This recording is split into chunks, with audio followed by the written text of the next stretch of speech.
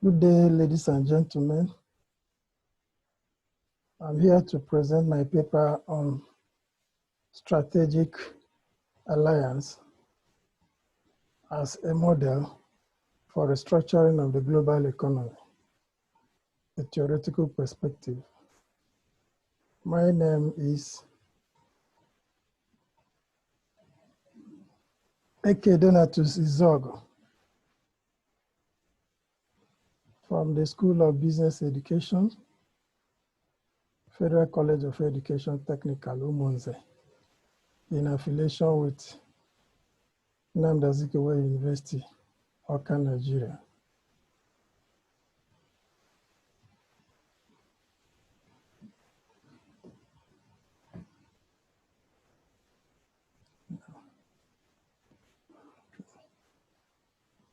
The world economy in recent times is facing challenges, so much so that even the best economic pundits have failed in their various postulations, leaving the uninformed in utter chagrin as to believe that the world is coming to an end. The present state of affairs cut across dwindling economic fortunes of nations, global security threats, global warming, deforestation problems, as well as radical social dismemberment of citizens across various nations. These challenges pose serious economic, social, and psychological threats to leaders of the various countries of the world. The rising unemployment statistics accentuated by the increasing literacy rates of nations and development in information and technology, ICT, have not helped matters. Worried by these situations, world leaders have engaged in various strategic conferences covering large spectrum of thematic areas. In all these conferences, seminars, and meetings between leaders, there still appear to be mutual suspicion among each other. In Africa, for example, Nigeria-South Africa relationship, which is supposedly expected to be rosy and convivial beyond racial, ethnic, color, and regional differences, considering Nigeria's investment in South Africa during the apartheid regime, her citizens suddenly woke up to face all manner of hate and dastardly attacks on their personal businesses and attempt on their personal lives by certain groups of persons. The next thing was to target a name, xenophobic. Much as these actions do not truly portray Nigeria-South Africa relations, there are also various assaults and deprivations suffered by other citizens across the globe in several proportions without serious attention and support. Irrespective of the manner in which countries continue to pretend to work together through bilateral agreements, as long as countries continue to barricade their borders without mutual respect for citizens of other countries, in a more strategic manner, we would continue to preach mere lip service gospel of regional integration, cooperation, alignment, and cross-border relationships. This paper, therefore, examines the pitfalls of existing positions or status of various countries of the world, particularly the dichotomy between the existing structure of nations with a view to recreate a model for strategic alliances in the restructuring of global economy towards sustainable peace and development. This is the kernel of the treatise.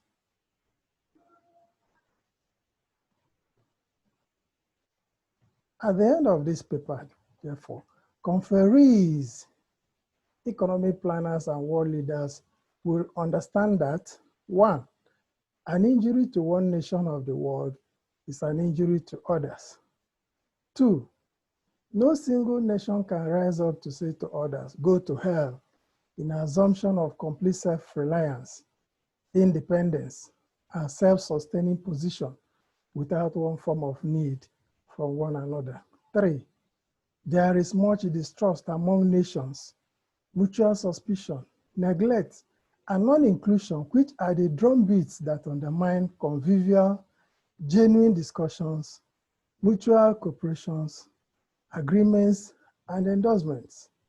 4, as long as countries continue to barricade their borders without mutual respect for citizens of other countries in a more strategic manner, we will continue to preach mere lip service gospel of regional integration, cooperation, alignment, cross-border relationships. 5, when nations begin to recognize each country's potentials, capabilities, and cooperate in a genuine manner with each other, irrespective of the nomenclature, whether underdeveloped, developing, and developed, in the new global strategic alliance model, nations will in no distant time exit from poverty, disease, recession, insurgency, extremism, unwarranted religious animosities, and antagonisms.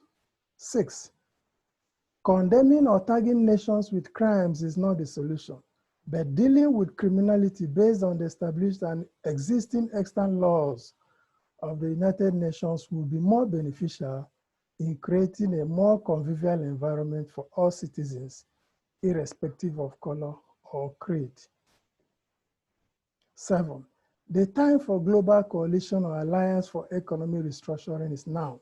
The time is ripe.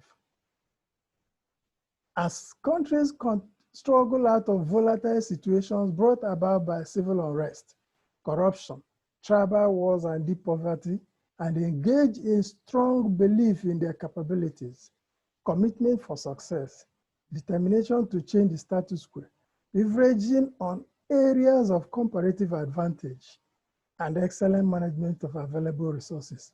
Only then can genuine progress be noticed, and the result of collaborations, strategic alliances for economic growth and development, as well as global economic restructuring, will be meaningful. Now, let us look at some concepts in this paper.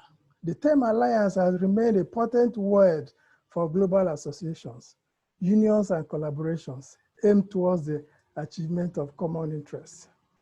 Literally meaning to join forces in order to gain an advantage over something, somebody, an organization, or an entity. An alliance is a relationship among people, groups of states that have joined together for mutual benefit or to achieve some common purpose, whether or not explicit agreement has been worked out among them. Members of such alliance are therefore referred to as allies. Forging of alliances have been reported in various literature.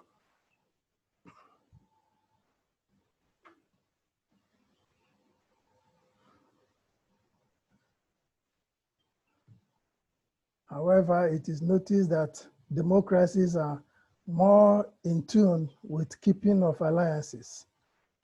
But in this global restructuring period, it is necessary that countries link up to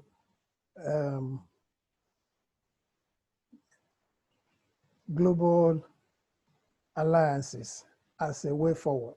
The term restructuring in this paper signifies an existing imbalance in the global economic arena. However, the type of restructuring here revolves around the diversification of economy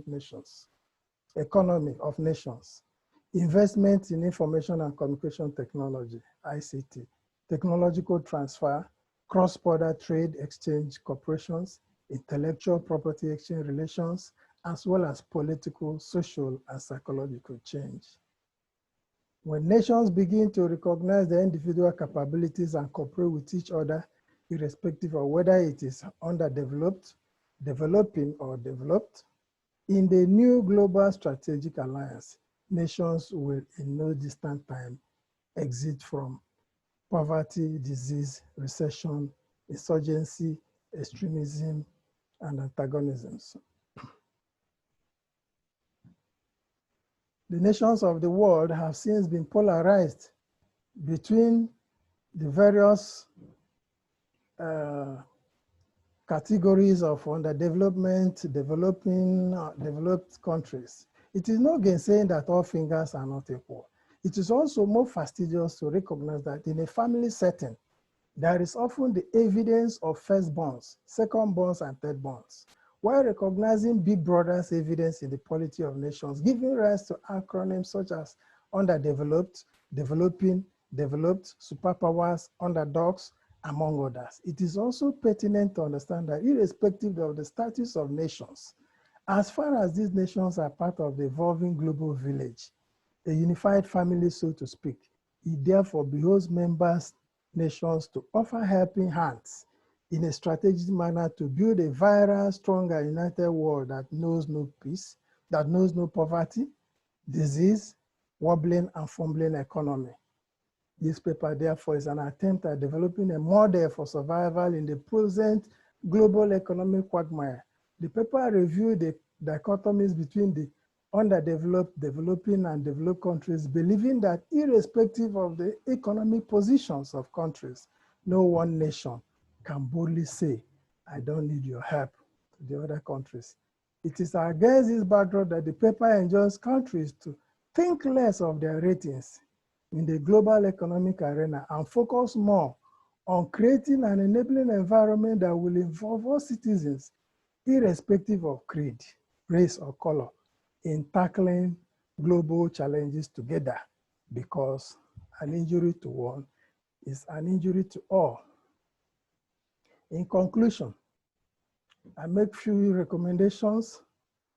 The following recommendations have been put forward towards achieving the targets of global economic restructuring through the new model of strategic alliance. 1, immediate convocation of international or global conferences on economic restructuring, cutting across all nations, irrespective of the status in economic growth.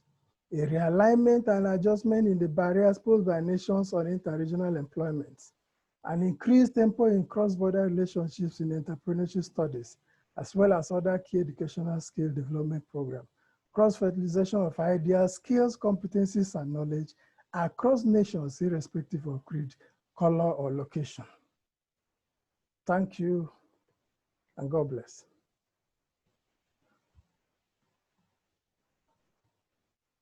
The thing reached 12 minutes.